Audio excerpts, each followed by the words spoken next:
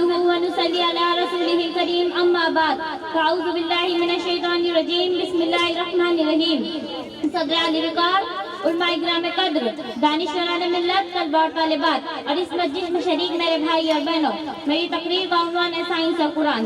حضرات، قرآن اللہ سبحانہ و تعالیٰ کی آخری وحی ہے جو نازل کی گئی سید الثقلین نبی الحرمین امام القبلتین حبیب پروردگار میرے آقا امام صف انبیاء نام پہ جن کے لازم صلی اللہ جناب احمد مجتبی محمد مصطفیٰ خاتم الانبیاء محمد صلی اللہ علیہ وسلم پر.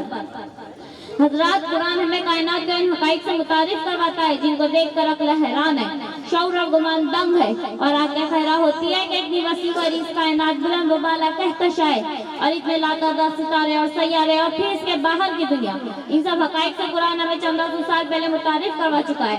محو خورشید کے اسرار سمجھ لیتے، محو خورشید کے اسرار سمجھ لیتے، یہ بھی ممکن تھا کہ ستاروں کا سفر کر لیتے. ہم نے قرآن کا مفہوم نہ سمجھا ورنہ بیک وقت کہیں منزل سر کر لیتے.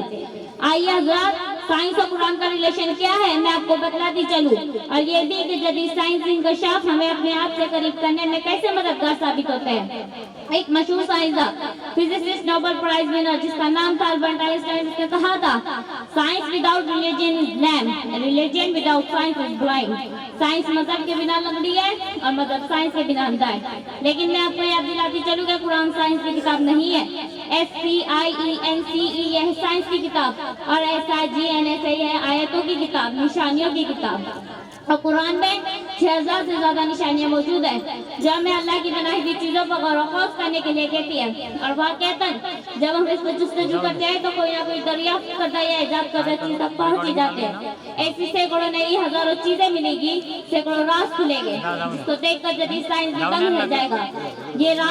یہ راز تو خود قرآن کھول رہا ہے، لہجے میں محمد کے خدا بول رہا ہے.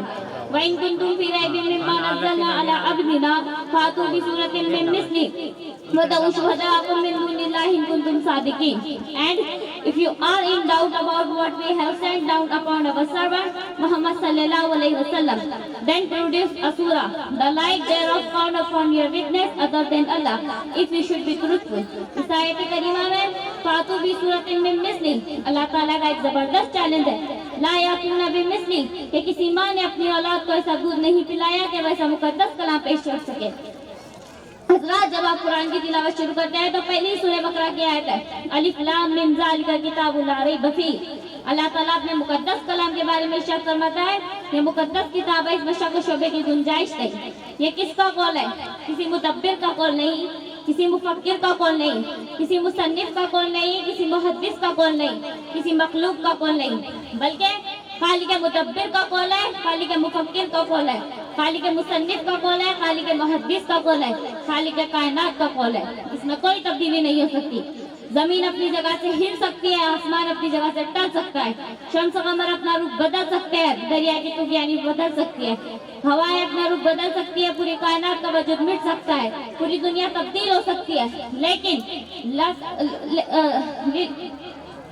لیکن لا تبدیلون لکلمات اللہ، اللہ کے کلام میں، خدا کے فرمان میں کوئی تبدیلی نہیں ہو سکتی. ہے قول خدا قول محمد فرمان نہ بدلا جائے گا، ہے قول خدا قول محمد فرمان نہ بدلا جائے گا، بدلے گا زمانہ لاکھ مگر قرآن نہ بدلا جائے گا. حضرات، اللہ تعالیٰ قرآن میں ارشاد فرماتا ہے ہم نے ہر چیز کو پانی سے زندگی بخشی ہے.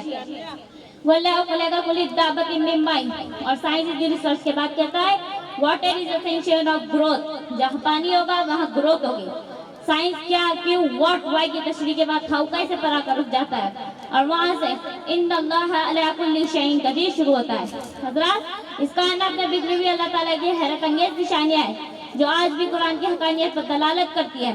معراج نبی محمد صلی اللہ علیہ وسلم قرآن کا ایک مشہور واقعہ جس کو سن کر ہزاروں لوگ دامن اسلام میں آ گئے.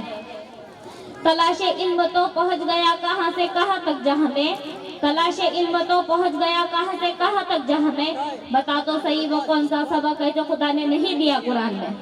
ہم ایسی ہزاروں مثالیں ثابت کر سکتے ہیں. چونکہ وقت کا دامن کافی تنگ ہے اس لیے میں اپنی تقریر کو یہی ختم کرتی ہوں اور اللہ سے دعا کرتی ہوں کہ ہمیں قرآن کو سمجھ کر پڑھنے کی توفیق عطا فرمائے. آمین. وآخر الدعوانا الحمدللہ رب العالمین. ماشاء اللہ.